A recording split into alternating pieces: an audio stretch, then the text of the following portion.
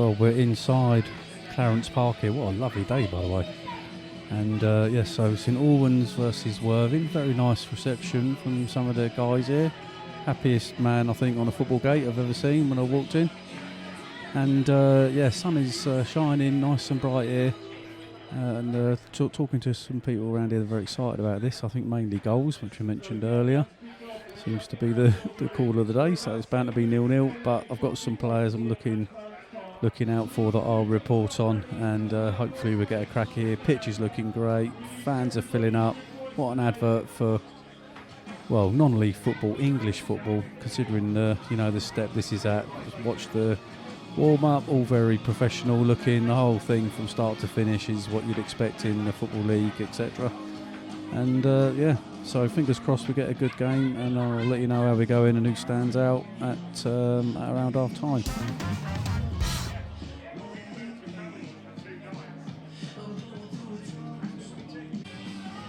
Right, excuse the background noise. I'm trying to help that a little bit.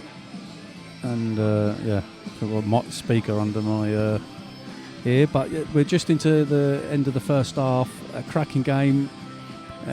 Thinking about the game I was at recently, a couple of steps below this, I think straight away the strength and power. You can see the lads in particular, really strong. That I think is like a big difference to me, and when it's in transition, the pace of the game looks different. That's probably the standout thing. And we've had some good chances. It's actually 1-1 here. But early doors, actually, I think St Albans started really well. Not willing or wanting to do like a match commentary here, obviously, but generally I think they've realised they can get a lot of freedom in wide areas and were floating balls into the back stick, which I think the keeper from Worthing initially, Chris Hagan, struggled a little bit with 2 or 3 of those, and I think St Albans were trying to exploit it more and finding areas with them having 3 at the back and the 2 wide players playing very high. They got a lot of space to get that ball in, and managed to get a goal from their second corner, which was floated to the back stick and not held, and then nodded in. And from Worthing's point of view, they got had some good chances as well, and kind of like trying to play the ball so they get the ball into wide areas and trying to pass it through, and look for little tidy passes, and there's a guy there, I would say the standout player for the half for me is a lad called Danny Cashman, and excellent young man. So probably 2 players for Worthing actually. Danny Cashman, who floats across the floor. He's picking up the ball in all sorts of different areas, in pockets, and looks really dangerous. Secondly, a young guy, Jack Sponge. Hopefully I've said that right. Really lively, left-footed player. I think he links up the game really well. And also had a good strike from a 7, Willard, right-footed. That was saved, not shaved, down to the keeper's left. So overall, it's 1-1. Been a really good half. I've got a feeling with the sun, pitch, grass looks quite thick. Can see a couple of players tiring. I've got a feeling there could be some late goals in this game. Well, let's see how the subs perform. Chat out as well for Zane Banton. Maybe a bit biased with the era that he was at Luton when I was knocking around there, but looks really bright, really clever, comfortable on the ball, pressing off the ball, nicking it, looking to get them, catch them out in transition. So a good half from him. Right, let's see who we can talk to.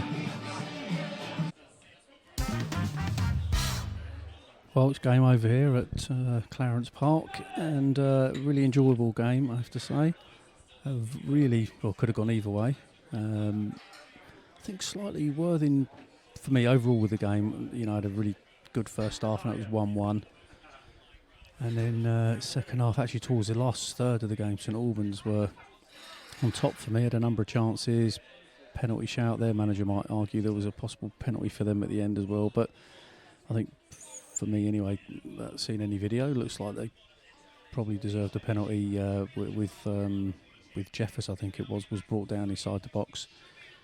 But to do the bit which I come for, which is the players, as I say, that, I mean, to be fair, for St Albans, the fullback Jack James, I mean, he scored the first goal on the back stick with his head. Really tidy, tenacious, like aggressive, was getting forward really well. But they had this thing, St Albans, about putting balls in the box, and I think Worthing really did enough to stop that, and he put a lovely ball in the box after they'd scored from a Jack Spong free kick, left foot low. St Albans went up the other end, and Jack James put a lovely ball in the box, really, for Ken Charles to run onto, really. Great finish, don't get me wrong, but it's everything in the cross for me. He's absolutely beautiful right foot curling cross to say go and nod that across the keeper, which he did. So I mean, from both sides, I've really focused on the younger lads. I mean, some of the older lads obviously showing a bit of class, and you got in Worthing's team, you got Glenn Ray, and in St Albans' team, you got Partington. But to look at the young lads in particular, I think in St Albans, Alfie Payne in the middle is a really exciting player, left-footed. I did like Jack James, both around 24 years old, very tenacious, fought throughout. Actually, Zane Banton dropped deep, picking the ball up, tenacious, getting lots of turnovers and driving forward. For them, some really good players as well, but in particular, Tommy Willard, 7, I thought was excellent. But the 8, Jack Spong, really, really exciting player. Left foot, tidy, was breaking lines, and then, without question, the man of the match. And he's only 23, but he's been around a bit, I think, into Brighton and Coventry. I'm sure he's signed, but he's been around a bit on loan. But what a lovely player to watch. One of them you pay money for. He drifts around the pitch, plays around corners, drops his shoulder, goes in different directions, creating loads, passing, sliding in behind. Just seen him use his left foot, right foot on a regular basis. So for me, the standout player today, Danny Cashman for Worthing. And see if we can get hold of anyone to have a little chat with. Great, so I'm here with St Albans manager David Noble. And David, your thoughts on the game? I mean, I can tell you, I thought it was a cracking game, by the way. I mean, for the spectators, it's the first time I've been here in quite some time, and I thought it was a really spectacular game as someone that doesn't support either side. How did you feel about it, David? How did you think it went? Yeah, it'd be better for you. So it's good for a neutral, but no, it was a super game of football. You had two teams looking to pass the ball and hurt the opposition, and I think we had a never say die attitude. I think Worthing were excellent today. We knew they would be. We knew there'd be spells where we didn't have the football, and it was going to be a bit of graft. And I think our boys rolled their sleeves up and were ready to do that. I would say they probably edged the first half, and we probably edged the second half. But overall, like you say, it was a cracking game of football. I think that's the way I had it. I know it was 1-1, got yourselves ahead. They come back in, and I thought the second half, I must admit, I don't live too far away, so I felt myself wanting St Albans and winning them on. So you are?